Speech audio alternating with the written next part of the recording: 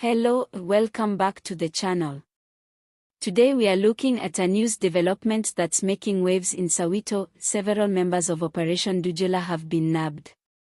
Please stay with me till the end so you can hear exactly where this news comes from and verify it for yourself.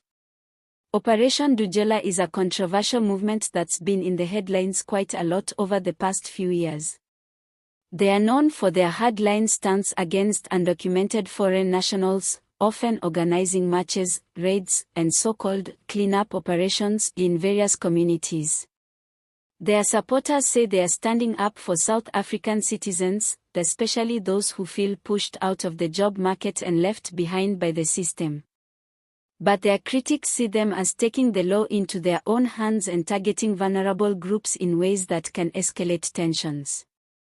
Now, the latest development in Soweto has put the movement back in the spotlight, but this time, for very different reasons. Police have confirmed that several of their members were arrested in connection with incidents that reportedly took place during one of their recent actions in the area. The arrests followed a series of investigations after community members complained about intimidation, damage to property, and assault.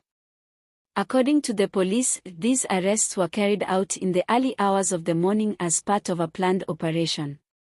It wasn't a quick grab-and-go. Law enforcement had been building a case for some time, gathering evidence, and tracking individuals allegedly involved. In some cases, police say they had video footage and eyewitness accounts linking certain members to the incidents in question. For many residents in Soweto, the news of this arrest comes with mixed emotions. On one hand, some locals have been vocal about feeling safer when Operation Dudula takes action, believing it deters crime and pushes back against what they see as an uncontrolled influx of undocumented migrants. On the other hand, there's a strong feeling among others that no group, no matter their cause, should be allowed to operate outside the law. And that's where this matter becomes more than just about one movement. It's about the principles that guide our democracy, our justice system, and how we resolve community frustrations without crossing the line into unlawful behavior. It's worth noting that Operation Dudula members have often defended themselves by saying they act where government fails. They argue that communities are under pressure because of high unemployment, overcrowded schools, strained healthcare systems, and crime, and they believe undocumented immigration plays a big role in all of that. But opponents, including human rights groups, warn that this approach risks scapegoating and worsening divisions between South Africans and foreign nationals.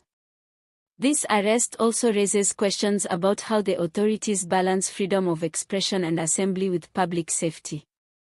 South Africa's constitution protects the right to protest, but it also draws a clear line at violence, intimidation, and destruction of property. Police in this case seem to be making it clear that they are not turning a blind eye when those boundaries are crossed, regardless of the political or social cause behind it. From a political perspective, these developments could also have ripple effects.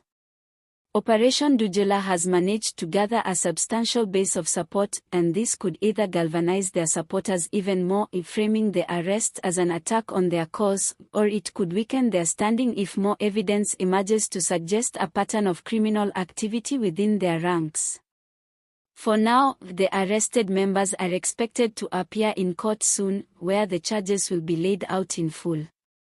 That's when we'll likely see more details on the evidence the state has against them, and how strong the case really is.